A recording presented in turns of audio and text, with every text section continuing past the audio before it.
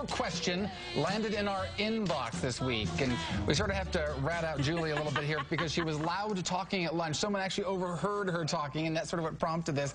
But this actually is a serious topic that a lot of women face, and so that's why I wanted to hit it on this really quickly. Let's set up the email if we can. Viewer Brenda Hansen wrote in confessing about eavesdropping a little bit over your lunch. Julie, you're being a good sport about this. Brenda said that Julie was talking to the other woman at her table about the effects on children from having a narcissistic mother. It brought tears to her eyes, she said, since she was describing her and her siblings' childhood. She's asking if you can maybe address this topic, as the comments she made are pretty fascinating. Is this something people deal with quite a bit? You know, they actually do. I have so many clients who have issues with their mom who is self-absorbed but doesn't seem to be on the outside. And so kind of to define this for people, this is a mother with a personality disorder where everything is about them. And it may not appear that way, but the kid's job is to feed the mother and make sure the mother feels okay, mom feels like she's doing a good job, and she has to be right about everything. So what happens is these daughters grow up feeling inadequate, like they're never good enough. And they can't figure out why, because they have this wonderful mother and they kind of feel like something's wrong with them.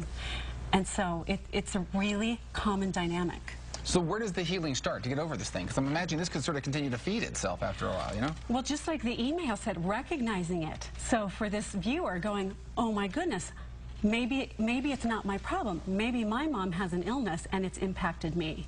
And I think that's really important. Another thing is that daughters who have narcissistic mothers tend to silence their own feelings and thoughts.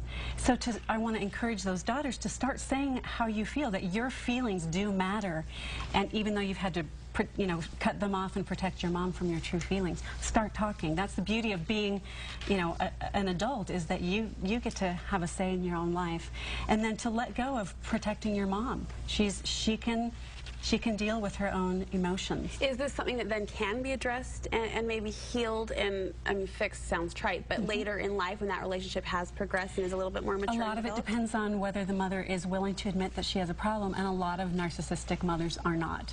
And so this is managed by setting really strong boundaries with your mom, not taking on the emotional baggage, not taking responsibility for her self-esteem, and really doing a lot of self-care, making sure that you are taking care of your own emotional life. I don't want to invite a lot of conflict out here. So how does someone know my mom has a problem, has an illness, or how do you know, oh, that's just sort of natural for my mom to be self-confident or something? Yeah, you know? Is there a way to know? Well, yes, we're looking for a chronic, pervasive pattern that doesn't change. So all moms go through times when they're insecure, right?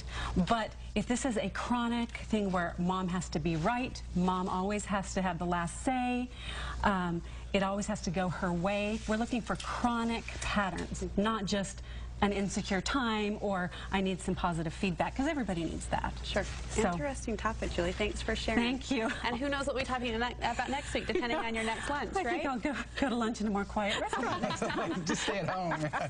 Thanks, Julie.